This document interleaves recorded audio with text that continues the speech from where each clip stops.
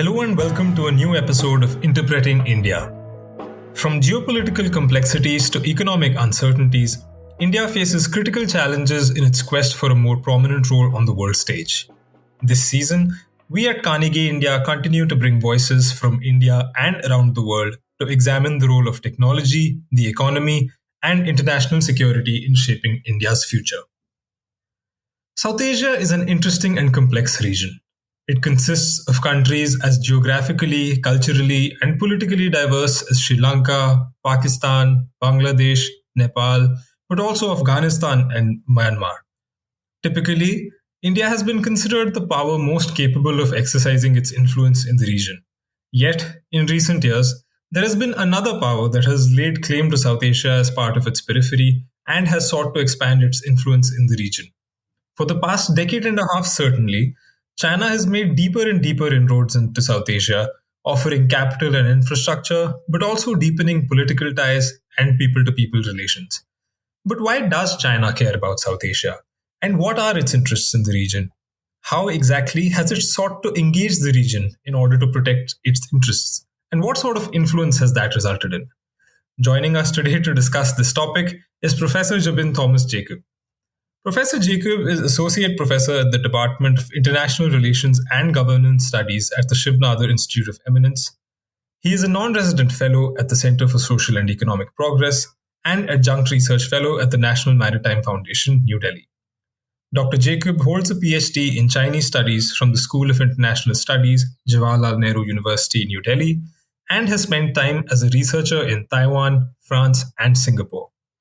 His research interests include Chinese domestic politics, China-South Asia relations, Sino-Indian border areas, Indian and Chinese worldviews, and center-province relations in China.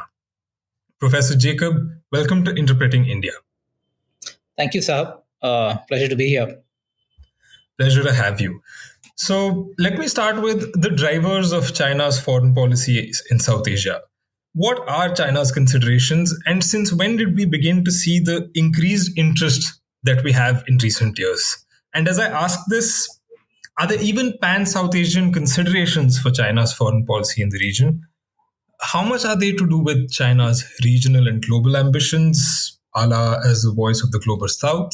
And how much are they to do with India and India-China relations? All right. So that's a complex basket of questions to start off with, but let me start with the drivers. So the drivers are at least three or four. One, of course, South Asia is part of China's neighborhood. This is something that the Chinese have been emphasizing for a few decades now. It was not always the case that South Asia was part of the Chinese imagination, or at least the Chinese foreign policy imagination. But it has become so increasingly, I think, since the beginning of the century at least. The other is, of course, as China has grown in power, it has also its ambitions, global ambitions and regional ambitions have grown as part of its competition with the United States. And therefore, as part of that competition, it sees a presence in South Asia and influence in South Asia is very much necessary in that competition. Third, South Asia is a market.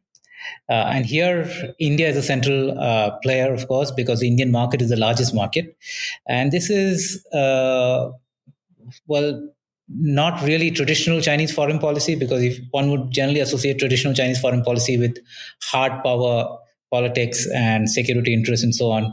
But look, the Chinese economy is the second largest in the world, and it has gotten there by expressing interest and being ready to get involved in all regions of the world. And clearly, it cannot ignore such a large market right next door, right? But there's also, I think, I would add a fourth reason, which is China's domestic politics. And China's domestic considerations, its angst, its insecurity over control over Tibet, its questions of, dealing with diversity of opinion and thought inside China, and the example that South Asia provides in this context. South Asia is an extremely diverse region, and yet, despite maybe difficulties in promoting or running democracies in South Asia. South Asia just still overall has the impression of a largely democratic setup, especially with India right in the middle of it. So this is an example or sort of a model that Chinese citizens, especially Tibetans and Uyghurs, also will follow. So that's again a consideration for the Chinese. How do for the Communist Party of China, to be more specific, how do you deal with this example, this model from across the border? So for all those reasons, the Chinese need to pay attention to South Asia and India, and their foreign policy is sort of molded around these considerations. The second part of your question, whether China has looks at a pan South Asia approach, I think that's an interesting question because, firstly, it's sort of pan South Asia is very difficult for countries that are out of the region to look at because India is sort of the central player. If you look at South Asia, and none of the countries have a border with each other directly. Except for India, they don't have a border with each other. And if you sort of expand the definition of South Asia, then you could say, well, yes, Pakistan and Afghanistan have a border, and Bangladesh and Myanmar have a border. But otherwise, they're all disconnected from each other, except through India. So, the Indian population, the Indian market size, by a whole set of criteria, India is far and away ahead of the remaining South Asian powers. So, some have talked about going back to this expression Indian subcontinent. Now, the Chinese are, big on maps and geography. So I think they understand the centrality of India. And if they have a pan-South Asian approach, then I think one of the features is that they understand the centrality of India and they realize that each of the countries in South Asia, the other countries in South Asia, have an India factor in their foreign policies and sometimes even in their domestic policies, and certainly in their economic in the case of the economies. So when China crafts an approach to South Asia, it has to actually consider the India factor. Having said that, which is to say that India certainly a primary consideration when China talks about span South Asia engagement. As I said, the competition with the United States, China's global ambitions mean that with or without India in the picture, the Chinese have to or need to engage with individual countries. And one of the first examples was in South Asia was Pakistan. The Chinese have this all-weather friendship with Pakistan, but you would notice that it's only since 2014 with the China-Pakistan Economic Corridor or 2015 that the China-Pakistan relationship also got to the next level. And the Chinese took a major risk trying to diversify their very comfortable political-military relationship with Pakistan to an economic relationship, which then involved, ordinary people as well.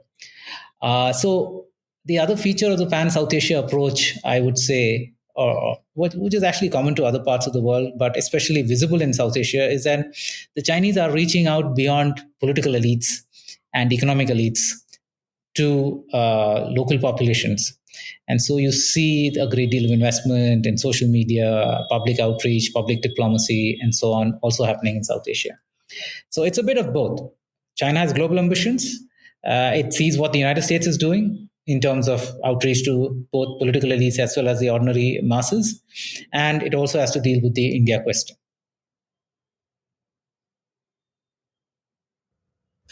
So, in recent years, when India-China relations have sort of worsened, how has that played out in terms of competition in South Asia, competing for influence in these countries?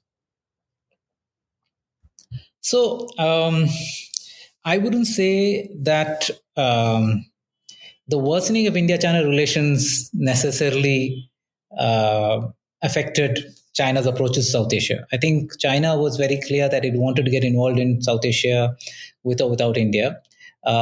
India is a factor, but what has happened with the worsening of India-China relations is that Um, where before smaller South Asian countries could play the China card or the India card against these two countries a little more, a little more casually or say easily, this has become harder because now it's sort of you're either with us or against us kind of a position that, well, maybe not expressly stated, but essentially is what is communicated, I think, to the regional capitals.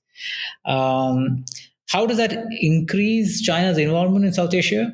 I think, despite the many difficulties with the China-Pakistan economic corridor, despite the instability in Pakistan, despite, you know, all the problems that Pakistan comes with, the Chinese have been forced to double down on their Pakistan bets.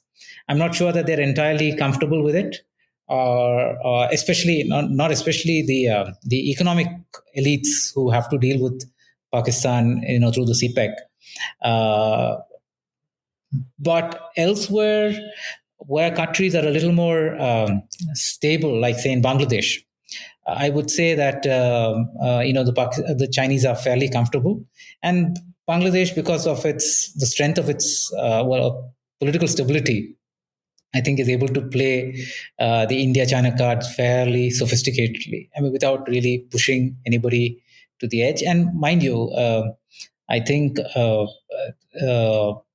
Bangladesh, follow the political dispensation in Bangladesh has support from both the Indians and the Chinese. So there's that also. Other places like Sri Lanka, I would say that. Again, the Chinese got involved. They picked sides, and they're still learning. They tend to pick sides depending on whoever is in power, and then there is always blowback given elections and election results, etc. And so, I would say the Chinese are still in a process of learning as to how to deal with the complexity, the complex polities of South Asia. So I think they are getting there, but they're not yet there. And this then allows, this then imposes certain limits on how much an India-China competition can affect, the situation in these South Asian countries, or even how far China can go in trying to build up muscle in South Asia, let's say, against India. That's very interesting. And I want to pick up on something you mentioned. So, you talked about the risks in the China Pakistan relationship. Now, we in India, uh, given the sort of specter of the two front threat, I don't think we appreciate how China sort of sees let's say, the drawbacks of its relationship with Pakistan. And so you mentioned that they're forced to double down. So could you sort of elaborate on how China sees the relationship with Pakistan, particularly the downsides? So, before I get there, let me say two things on this. I mean, you mentioned the two front threat. So, in India, we sort of tend to swing between extremes. I think, on the one hand, we think the two front threat is extreme, it's pretty serious, and therefore it sort of hobbles us in terms of our approaches to China. On the other hand, in some cases, we have extreme confidence, as in we can deal with the problem of Pakistan separately, or that this does not really impact us. I mean, we can ignore Pakistan altogether. And what I would say is that this is a mistake. This sort of two extremes, both extremes are problematic, and even if, to answer your question, there are all these downsides to the China-Pakistan relationship, the problem is, because of this approach that we have of these two extremes, we are not actually in a position to take advantage of those downsides. Right. So, having said that, let me come to the downsides which the Chinese see. So, like I said at the beginning, the Chinese took a risk diversifying from a fairly comfortable elite level relationship. When they launched the CPEC, they made these large claims about employment generation, uh, the pushing forward the mantra of stability, economic stability in Pakistan, then leading to political stability and so on. Now, if you look at the record 10 years later, none of that has happened. And what is interesting is not that this is being stated by Indians or Americans or anybody else outside, it is being stated by the Pakistanis themselves. So now you have a class of people in Pakistan, both at the elite level as well as ordinary people, that see the results of Chinese intervention or Chinese engagement in Pakistan and say, well, look, they have not delivered the results, right? The Pakistanis, first of all, started off with this figure, a huge figure of $46 billion investment in through the CPEC. The Chinese at no point ever said or gave that figure, right? The Pakistanis expected millions of jobs to be created. Now, just last year, the last figure that the Chinese ambassador or a Chinese official, I think the Chinese ambassador has just joined, but the DCM or and the ambassador before mentioned was just $25 billion worth of investment and a few 100,000 jobs. Now, that kind of a ratio between investments and jobs is essentially what you would see in a high tech industry, right? Where you need large capital investments, but the number of jobs are very low. Now, Pakistan is still a very developing country. It does not have this kind of a high skilled labor. So, where is the money going, and why is it that for this money there isn't enough jobs being created? Not only that, under the first phase of the China-Pakistan FTA, Pakistan actually lost jobs to China. Several industries from Pakistan actually relocated to China. So whatever the CPEC was trying to bring in terms of investments and jobs, they were barely compensating for stuff that the Pakistanis had already lost.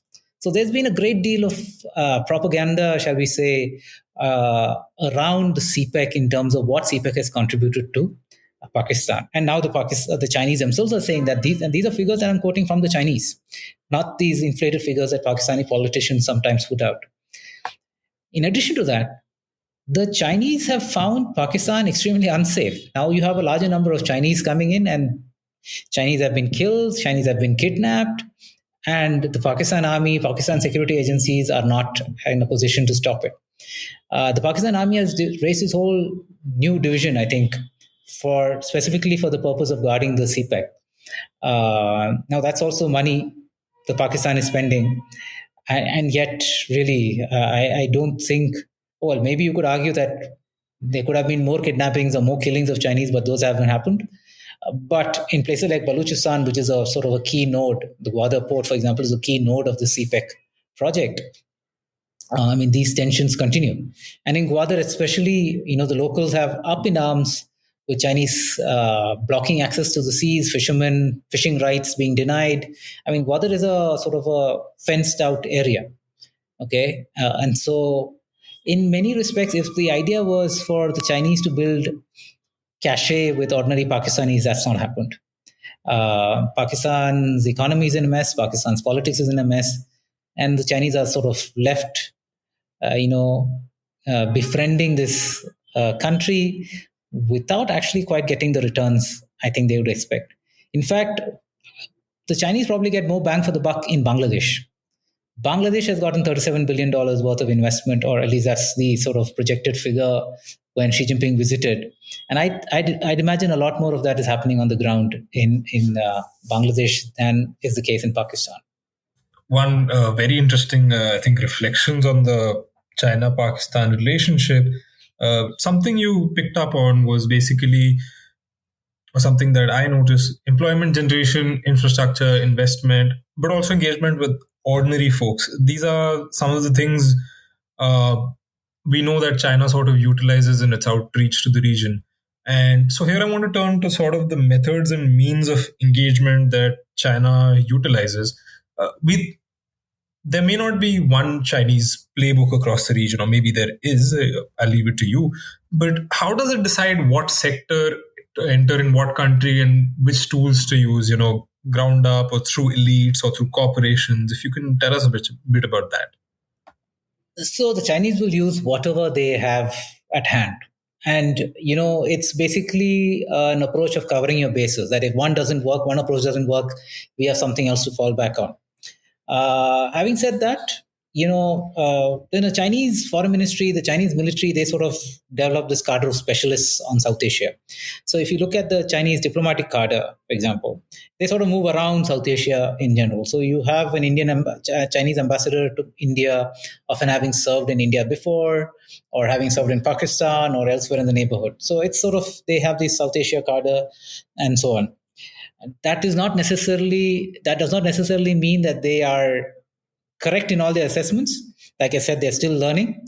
But these people are sort of, off way or savvy with generally what is going on. That's one.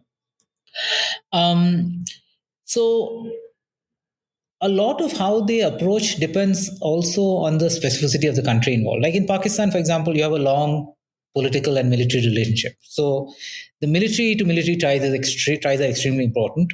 The Pakistani Army, Navy, Air Force chiefs keep visiting China. The Chinese send usually not just their defense minister, but their vice chairman of the Central Military Commission, so he's higher ranked than the defense minister, often visiting Pakistan. There's an exchange of awards, etc., that they give to keep this military relationship in good stead. Just kind of like how the Indian and the Nepalese army chiefs are considered as honorary chiefs. I mean, they don't exactly have that system in the Pakistan-China case, but there's all these awards and medallions sort of given away quite frequently.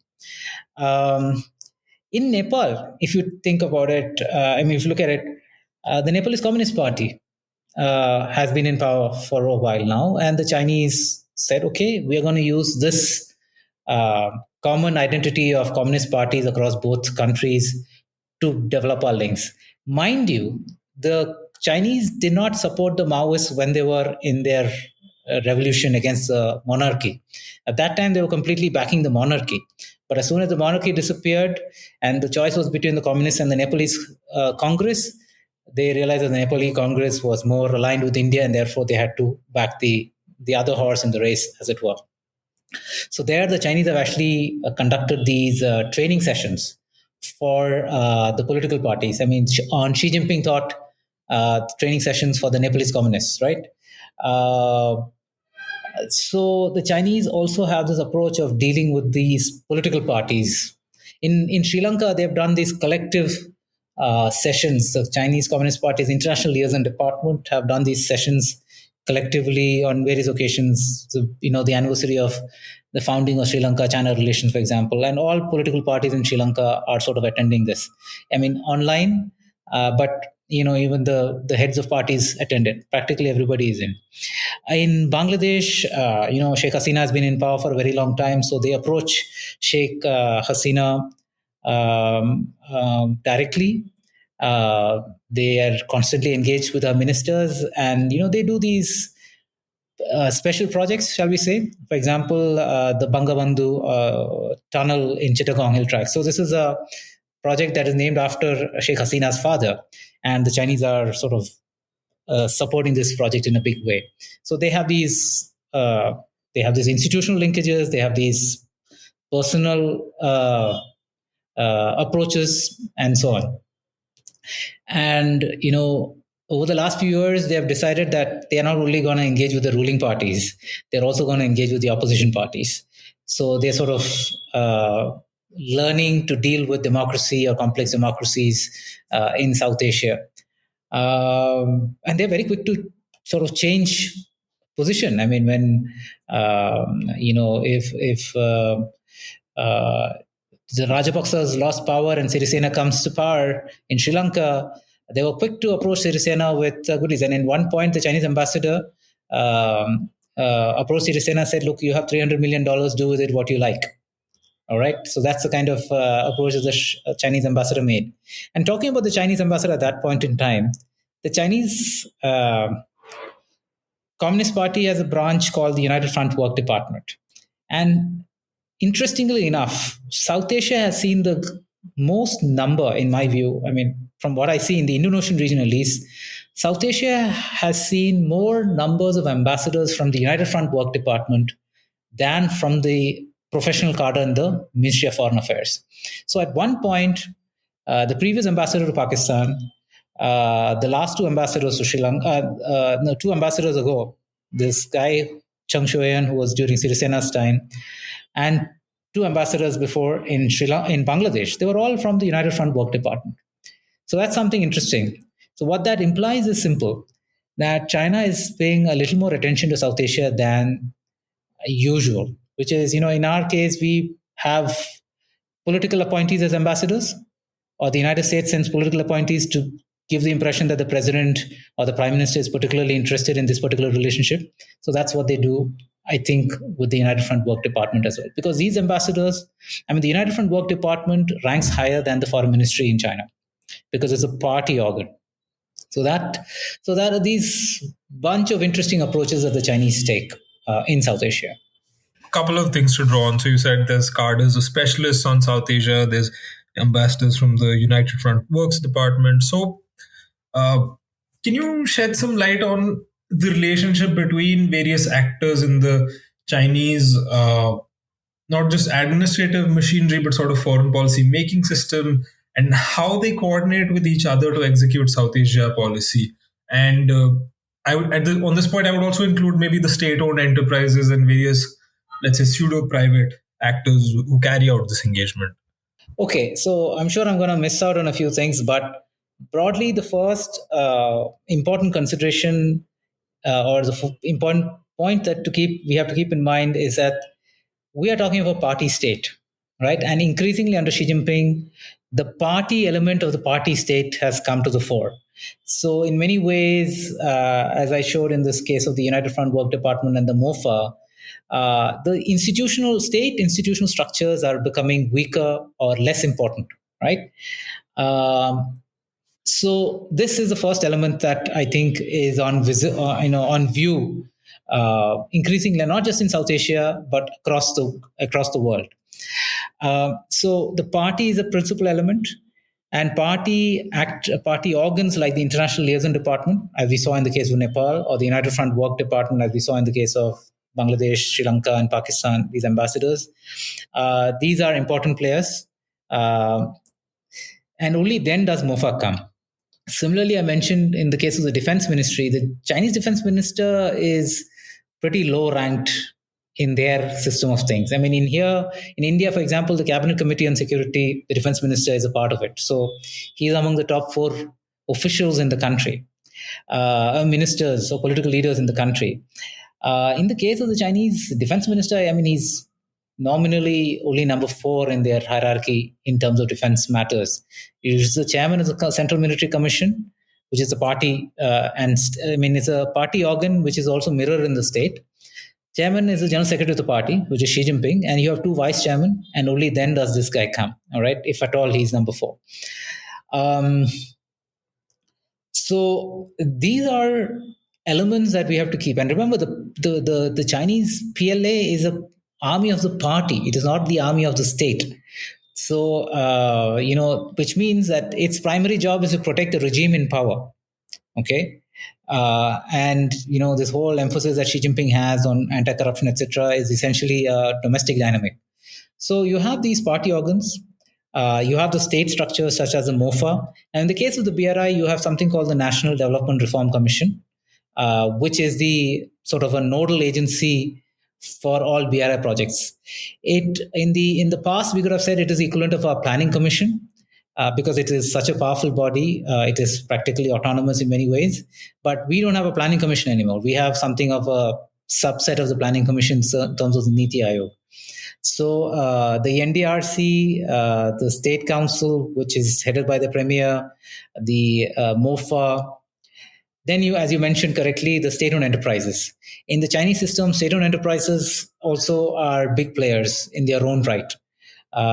So the state-owned enterprises are not often controlled by the MOFA or state institutions. They are also more subservient to the party, and often until recently they pretty much did their own thing. You have cases during Hu Jintao administration where Hu Jintao went into countries like Sudan just to do firefighting because something or the other the state-owned enterprise would engage in. But under Xi Jinping, all of this is now extremely controlled. So, and again, as you rightly pointed out, there are these pseudo-private enterprises. There is actually no private sector in China. within the Chinese economy, there might be these private players, but when they operate externally, they are completely beholden to the party state apparatus and work according to those their instructions. So the other big player are the provinces and city governments. I mean, for an authoritarian unitary state, the Chinese are far more federal in many ways than the Indian state, the Indian Republic. So provinces in China have a great degree of freedom in foreign policy, foreign economic policy making. Right, and now you even see the case where Tibet, despite all the unrest or instability in Tibet is now being encouraged to build linkages through the BRI with Nepal. And Xinjiang, despite the instability there again, is a key player in China's outreach to Central Asia. So you have provinces, city governments, because of their sister city partnerships, etc., are all players. And through the UFWD, the Chinese Communist Party is also using diaspora, especially in places like Australia and New Zealand, to take over traditional Chinese media, to build political influence in the Australian or the New Zealand setup. I mean, I say Australia and New Zealand especially because this is where the Chinese influence through the diaspora has become the strongest. So there are all of these actors, I would say. Yeah. I think that was a very useful rundown. You mentioned the BRI a few times, so I do have a couple of questions on that. So, two sort of recent trends. One, you had the third Belt and Road Forum, which was held in Beijing in October 2023. And when there's been talk of the BRI, Chinese leadership has spoken about high quality development. And so, what what does that imply in terms of engagement for South Asia? What does high quality development mean? And sort of what were your takeaways from the recent Belt and Road Forum that was held? To start with the third Belt and Road Forum, I think it's a considerably scaled down effort. We have fewer participants, fewer heads of state attending the third Belt and Road Forum compared to the first and the second one, right? I mean, it has actually progressively declined. So that's one thing. I think that sort of, implies a few things. One, people are wisening up, all right, and they realize that the Belt and Road Initiative has not delivered. Two, it could also be that the Chinese are beginning to see or look for other options and so on, right? It's not just only about this, but they have now other maybe arrows in the quiver, or they also feel constrained to put in less effort. But I would say it's more about diversifying and thinking of other options, because the Chinese in the last 3 years have launched what I call are subsets of the Belt and Road Initiative. Okay, or not subsets perhaps, but scaling up of the Belt and Road Initiative through the Global Development Initiative, the Global Security Initiative, and the Global Civilization Initiative. So the global development and the global security initiatives, I think, were pretty much evident in the Belt and Road itself. I mean, development was a very, infrastructure development and economic development as a panacea to deal with political instability. This was always the case. But now, under the development GDI, and the idea is to sharpen the focus on specific projects and so on. The Global Security Initiative, I think they're just now more confident in articulating a security vision for themselves. They're much more confident 10 years down the line to start talking about security issues. They are much more certain that competition with the United States cannot be avoided or cannot be hidden away anymore. So basically, by talking with GSI, they're also trying to force countries to choose, right? Pick sides. The Global Civilization Initiative, I think, is very interesting because this is a sort of an intangible, right? What do you mean by civilization? What do you mean by a global civilization initiative? I think here is where people are sort of failing to pay enough attention, because I think this is a serious part of the BRI and of the Chinese foreign policy for the foreseeable future, which is about saying Chinese civilization, Chinese culture, the Chinese political model is somehow better than all others. And for all the talk of non-interference in each other's, others' internal affairs, the so-called punch shield principles, the Chinese are now beginning to say, look, if we want to be a global power, we have to act and think and behave like the Americans do, which is we have to promote a particular ideology, we have to promote a particular worldview, and that is what the GCI is all about, the Global Civilization Initiative. And in typical fashion, it's all about saying somehow something that is Chinese is better. In fact, there is this interesting development that is happening in statements about India and China, where they will mention that India and China are ancient civilizations, great civilizations, but at one point they will say that China is a civilization more than 5,000 years old. They will not say the same thing about India. So you see where this is going. It's a certain parochial approach. And to talk about high quality development, I think if I were to put it in very simple terms, I think this is an acknowledgement that China has limited resources to expend at a time of economic crisis and economic doldrums in China. And instead of saying that we have less money to give, you change the sort of lingo, or you change the narrative by saying it's high quality development, which is to say, well, I'm not going to give you money for everything that you ask me money for, but I'll put it in a few instances, and I will say this is high quality to make it look like those are the most worthwhile projects. That's all there is to it. Yeah, so in terms, you already spoke about the economy. So I want to turn to a few specific relationships in the region. Uh, you know, so Maldives, Mohammed Muizzu was elected president towards the end of 2023. And recent events in India-Maldives relations, and also the joint communique that China and Maldives came out with in January, I think one can safely conclude this government is tilting somewhat heavily towards China. But could you sort of elaborate on what sort of relationship Muizzu's party and his government sort of share with China? I mean, his predecessor, Soli, was, of course, seen as pro India. But then Soli's predecessor, Yamin, from whom Muizzu has, the same party. So Yamin was clearly pro China.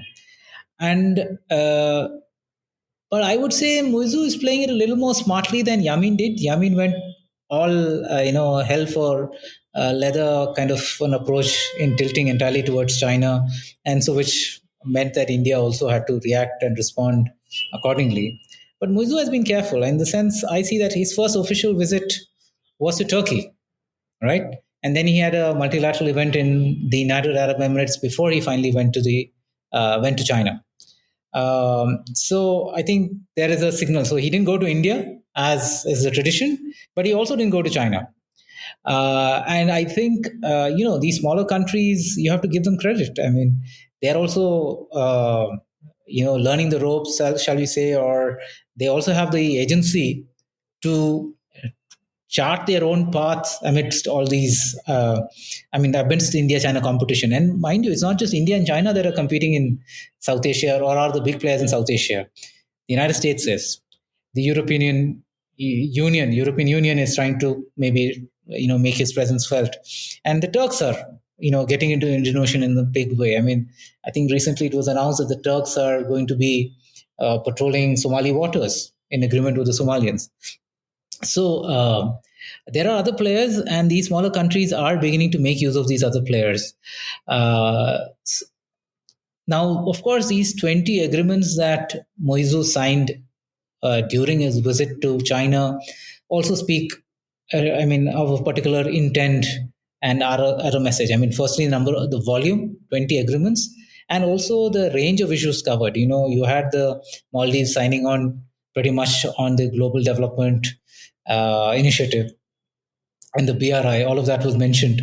Then you have a great emphasis on the blue economy, fisheries, climate change, which are all issues of concern for the Maldives. So there is all that as well. But India also, I mean, it's not as if Muizzu has been. I mean, Muizzu has these parliamentary elections coming up, which is why he wants the Indian personnel to leave. I mean, but the Indians have also managed, in a sense, you could say that the Maldivians and the Indians managed to compromise by saying some Indian personnel will leave before the elections and some will leave only in May. Now, the challenge is Moizu says that these are being removed. These Indian aircraft platforms and the Indian personnel are being removed completely, whereas the Indian statement of the MEA says that these are being replaced. So we still have to find out what exactly is the situation there. The Chinese research vessel just arrived in the Maldives port. They did not get permission to go to Sri Lanka, but they went to Maldives. But the Maldives was very clear, saying they are only coming here for refueling. They are not coming here to do any research. But this might be something that India needs to pay attention to closely. There are a couple of other issues of concern. There was an observatory that the Chinese sort of had sort of inked under Yamin, which the Soli government sort of set aside. The free trade agreement again was set aside. Whether Muizu will go back to the free trade agreement to relaunching this observatory, these are all things that India needs to watch carefully. But as of now, I would say Muizu is being careful, and I think he understands that in a crisis, India is the closest power. Yeah, definitely. I think something that in 2021, and Carnegie also came out with a report on China and South Asia. I think one of the takeaways there was that countries have agency and they are smarter than powers in the region, be they India, China, or the United States, make them out to be. And they are learning from each other.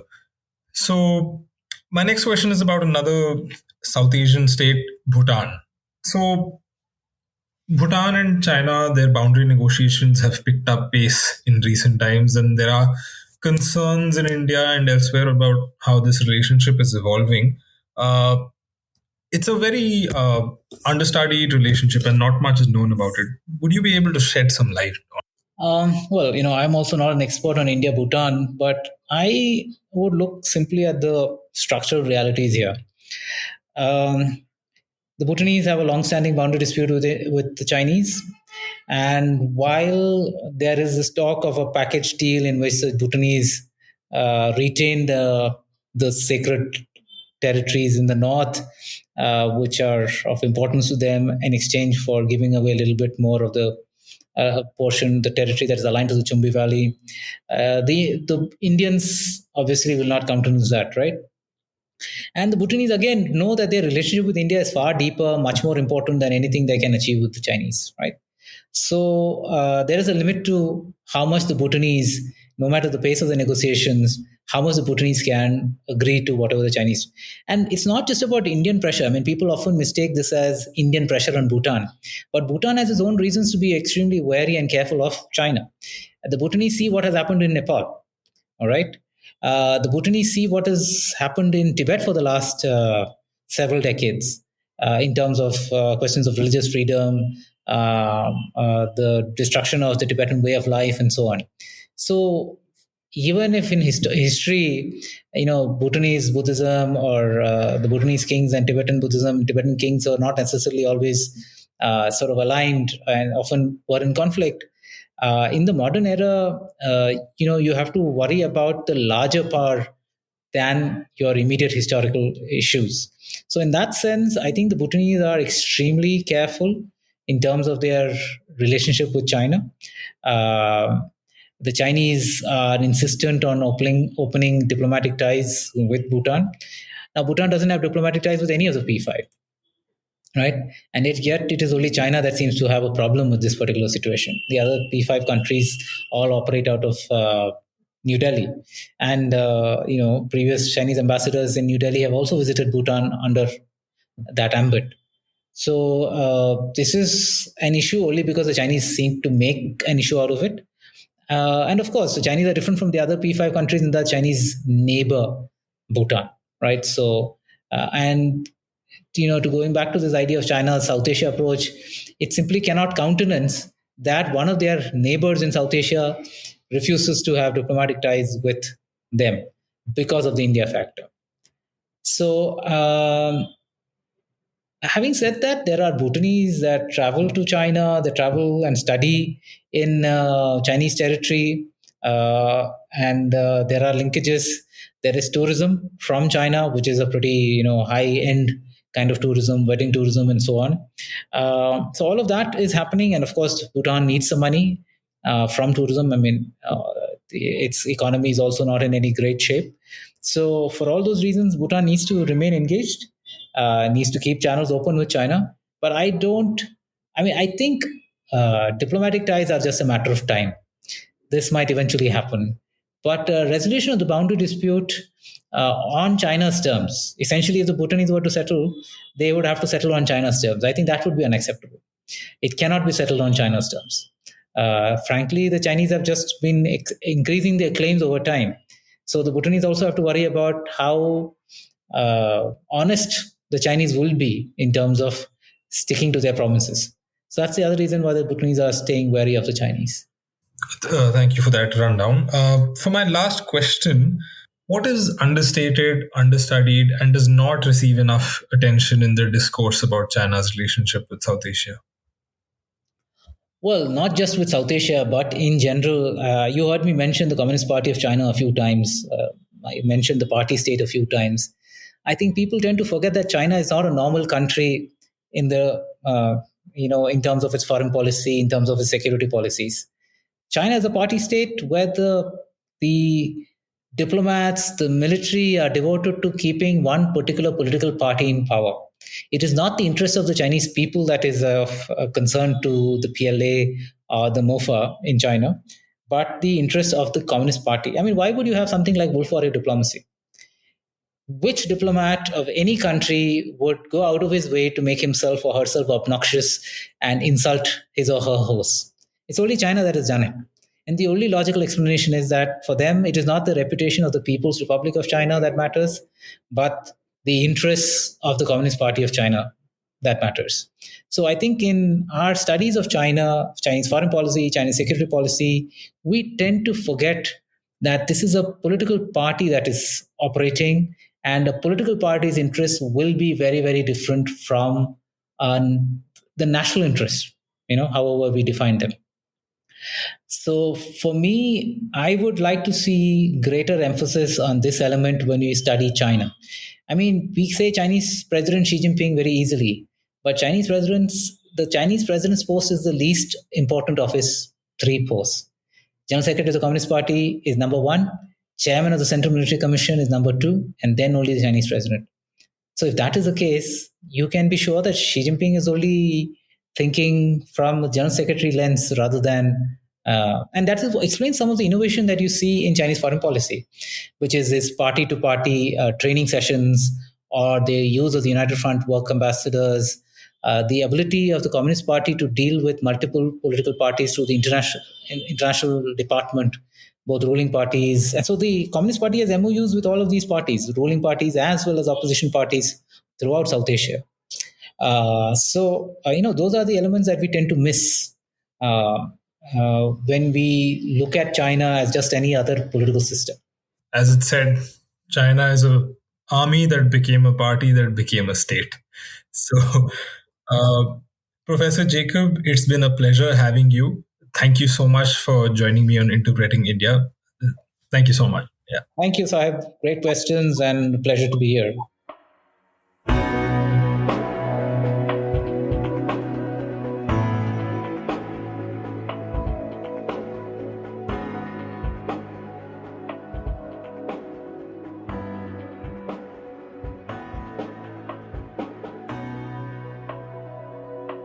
So we'll be back in 2 weeks with a new episode. To make sure you don't miss it, be sure to subscribe on Apple Podcasts, Spotify, Stitcher, or wherever you get your podcasts from. To learn more about our research and team, you can visit us at carnegieindia.org. You can also find us on social media on Twitter, Facebook, and Instagram. Thank you for listening. See you next time.